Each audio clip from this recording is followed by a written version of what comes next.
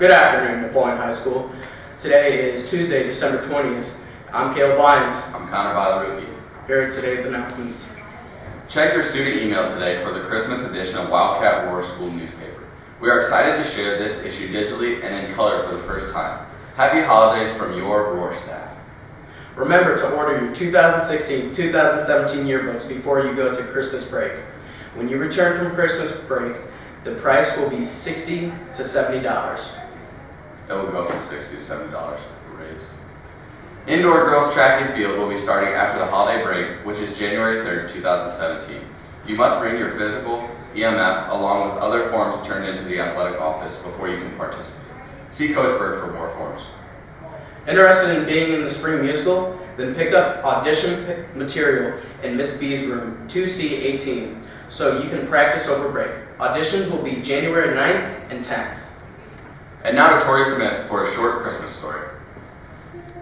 Hi, I'm Tori Smith. I'm in Mrs. Dunbar's second period creative writing class.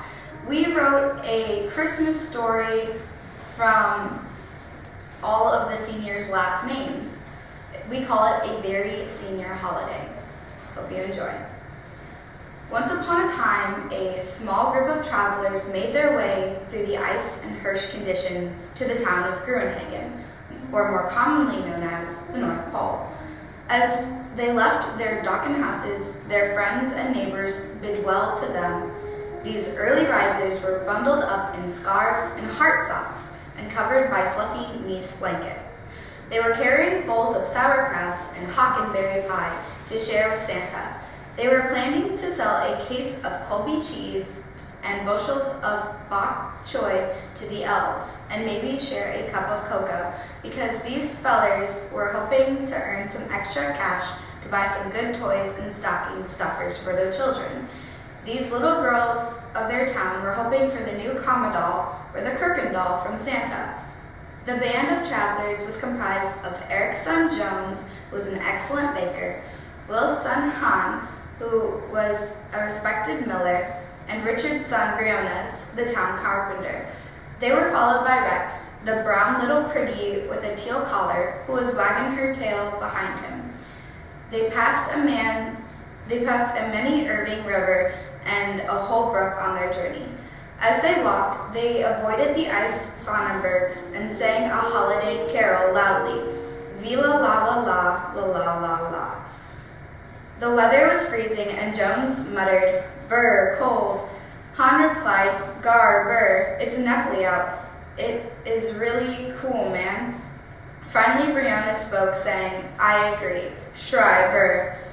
They had hardly gone very far when suddenly they heard a voice from behind them screech, "Bejarano!"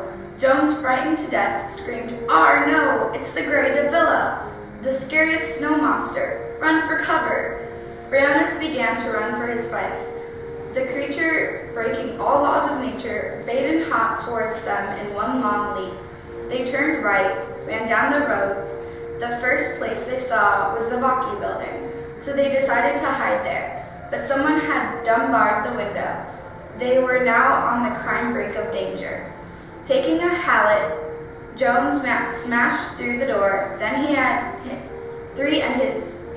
and his three friends ran down the hall, but Han had to stop on account of his gaffney, which was left over from an injury from his bout of rickets he suffered last June. Han was coughing like he was hacking something up, but then Rex started to bark loudly.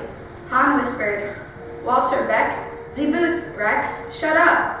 Just then, the Grey Davila came around the corner of the building, using his brawn to peltier them with snowballs. The group awoke from their stupor and called for more guns. Squirt guns, of course.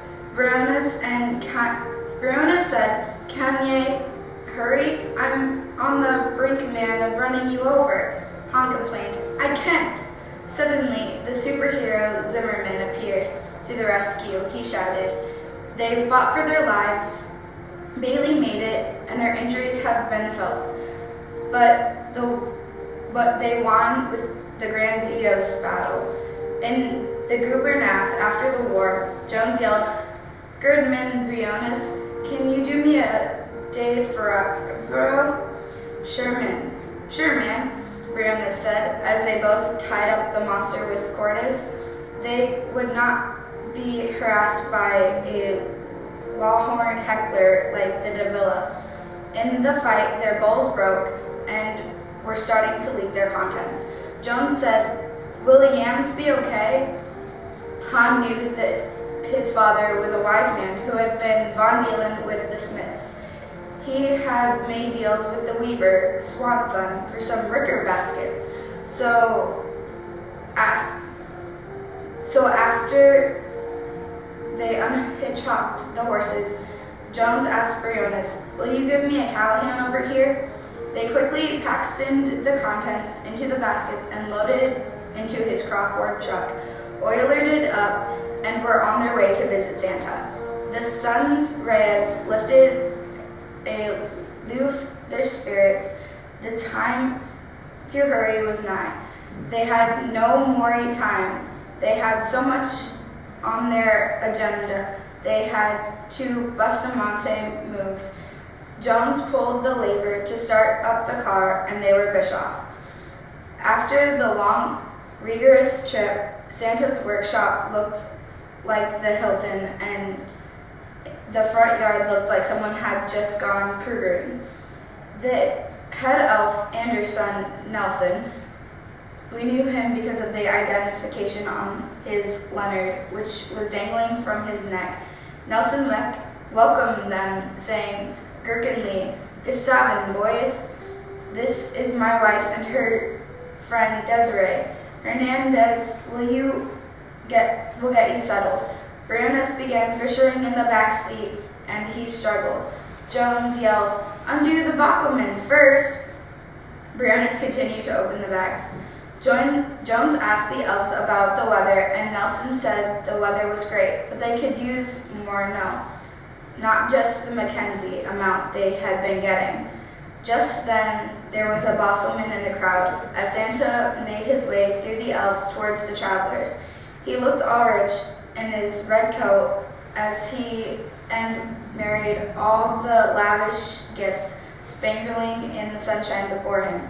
He looked at the chickens wandering around and pointing at one and said, "Henrix, get her rigging for the feast." The elves came forward just then, the bells on their shoes jerking and ringing. Santa exclaimed, "Ho, ho, ho, abracadabra, browski," and out of nowhere appeared the Davila with a star-shaped ornament to place on top of the ridiculous giant of a tree. He appeared Redeemer himself, who would have thought Santa was in cahoots with the Davila. Nelson laughed guiltily and said, "I am no narker, I can keep a secret. Surprise. Have a happy holiday, everyone, and may it be Zachards with blessings.